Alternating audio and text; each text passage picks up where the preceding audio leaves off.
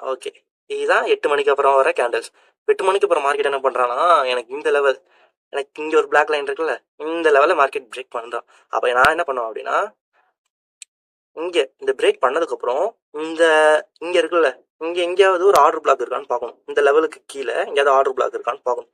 அந்த ஆர்டர் பிளாக்ல தான் என்ட்ரி போடணும். மார்க்கெட் எனக்கு இந்த லைனை பிரேக் பண்ணிட்டா அப்படியா நான் அப் ட்ரெண்டில் இருக்கணும்.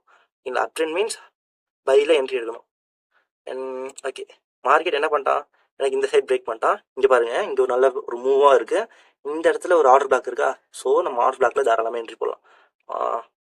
இந்த இருக்கு பாருங்க, இந்த ஒரு ஆர்டர் பிளாக் இருக்குது. ஆர்டர் பிளாக் என்ன பண்ணியிருக்கான்னா, அவன் இன்டியூஸ்மெண்ட்டாக எடுத்துகிட்டு மேலே போயிருக்கான், அது வேற. ஆனால் நம்ம என்ன பண்ணோம் அப்படின்னா, இந்த ஆர்டர் பிளாக்ல என்ட்ரியை போட்டு அவர் சொல்லுவார், என்ன சொல்லுவார்னா, இந்த லைனுக்கு, இந்த லைன் இருக்குல்ல, இந்த லைனுக்கு கிட்ட எங்கேயாவது ஆர்டர் பிளாக் இருக்கான்னு பார்க்கணும். ஆர்டர் பிளாக்னா ஒரு எஃப்இஜியோட வர ஆர்டர் பிளாக் எடுத்தீங்க அப்படின்னா கொஞ்சம் வேலிடாக இருக்கும். ஓகேங்களா, அவரும் அதான் சொல்லியிருப்பாரு. ஸோ ஆனால் இந்த இடத்துல ஒரு எந்த எஃப்இஜியுமே இல்லை. ஓகேங்களா, அதனால நான் அந்த